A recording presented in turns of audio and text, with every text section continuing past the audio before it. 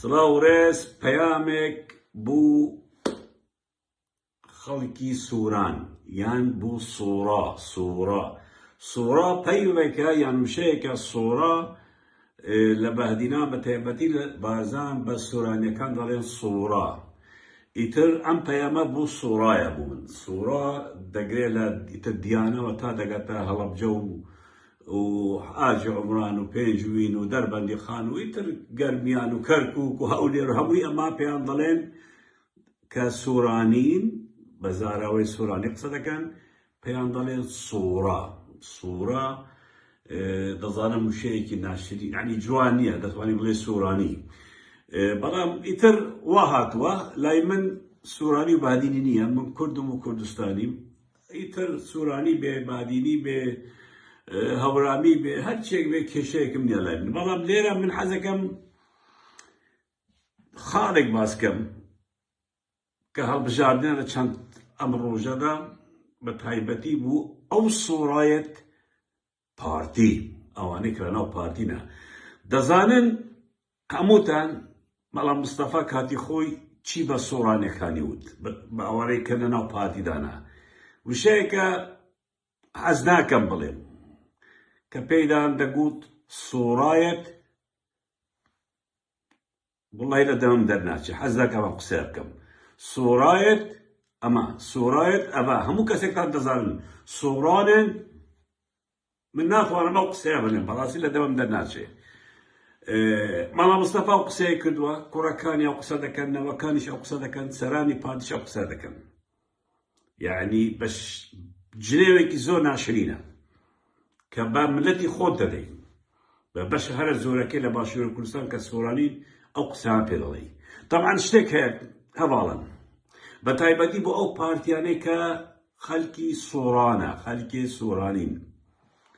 باش بزانن کوڕەکانی مەڵا مستەفا و نەوەکانی هیچ باوەری بە ئێوە نییە، هیچ سیقە بە ئێوە ناکەن، هیچ ڕێزێکیش لە ئێوە ناگرن، تەنانەت ئێوە بەکاردێنن.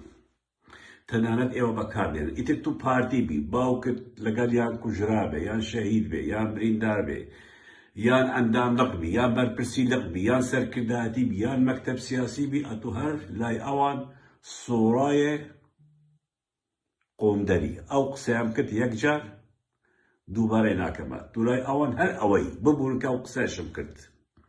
دوولای ئەوان هەر ئەو سوورایەی کە پێشستا باسم کرد چیت.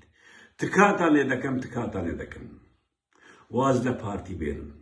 ئەگەر ناتوانێ واز لە پارتی بێنی معاشت هەیە، نازانم چیت هەیە، چی تکایە ڕێز لە خۆت بگرە. ئەم جارە سزای ئەو بنەماڵە دەکە بە تۆ ئەڵێن سوورایە ئەمە و دەنگیان پێمەدەن، دەنگ بە پارتی مەدە. ئەم پەیامەم تایبەتە بوو ئەو سوورانەیە کە لەناو پارتیدانە، ئیتر لە مەکتەب سیاسیوە تا ئەندامێکی بچووکیان. ئەوان ڕێز لە ئێوە ناگرن، باوەری بە ئێوە نییە. هەرچی شەڕە قورسەکانی پارتی بووە، شەڕی ناوخۆی بووە، شەڕی داعش بووە، شەڕی بووە، ئەیانوت سوورا بڕێکە دەوێرە، سوورا بنێرن ئەو شوێنانە بە ئەوان بکوژرێن. ئێوە داری ئەو دارن کە ئاگرەکان پێخۆش دەکەن. تێبگەن ئەوانەی لە ناو پارتینە و خەڵکی سوورانین.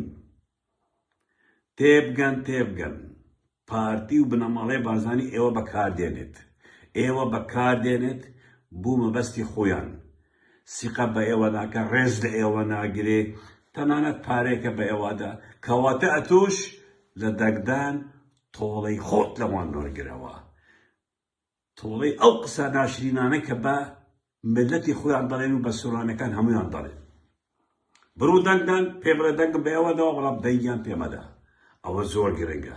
شکۆی خۆت بگرەوە دووبارە و سەرت بەرزکە، بڵێ سزای ئەو حزبە ئەدەم، ئەو بنەماڵە ئەدەم کە بە من دەڵێ سوورایە کە سیقەی بەتونیە کە تو بەکاردێنێ. هەڵبژاردن نزیک بووە، چەند ڕۆژێکی ماوە.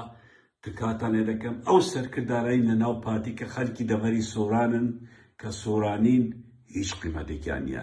نەوەیەکی مەسعود بارزانی بە گوێچان لێیان دەدە و فزاناکە ناتوان قسە بکەن. ڕێز لە ئێوە ناگرن، ڕێز لە مێژوو ئێوە ناگرن، ڕێز لە دەڤەرەکەی ئێوە ناگرن، ڕێز لە زمانی ئێوە ناگرن، زاراوەی سۆرانی ئاوا ڕێزی لێ ناگرن کە قسەش بە سۆرانی دەکەن بۆ بەرژەوەندی حزبی و بنەماڵی خۆیانە.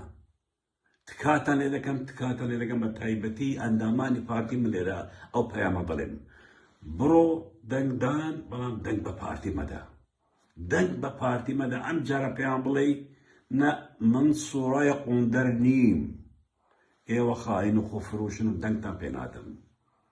تۆڵەی خۆت بکەوە لە وشەیە، تۆڵەی خۆت بکەوە کە کوڕەکانت و بەراکانت و باوکت نردووانە شەڕ بە کوشتیان داوە. تو وەرە سیرکە چەند سۆرانی لە ناو پارتی کوژراوە کە پارتی نردووە بۆ کوشتن و چەند بادینی کوژراوە. من دڵنیام کوژراوەکان یان شەهیدەکانی پارتی سەدانوهەتی سۆرانی، چونکە ئەوە خەڵکی خۆیان نانێرن، شەڕێکی قورسە سۆرانیان بنێرن. سۆرا بڕێکە، سۆرا بڕێکە لە شەڕی سۆرا، یعنی بەلاشرینترین وشە باسە دەکەم، کەمیان دەکەم، بچووکیان کەم دەکەن، سۆرا بنێرن. تکایە پەیامێکی کردووە بۆ سۆرانیانەی کە لەناو پارتینە بڕوونە دەنگدان، بەڵام دەنگ بە پارتی نەدەن و تۆڵەی خۆتان لیان بکەرە و سزایان بدەن. ڕۆژێکی خۆش.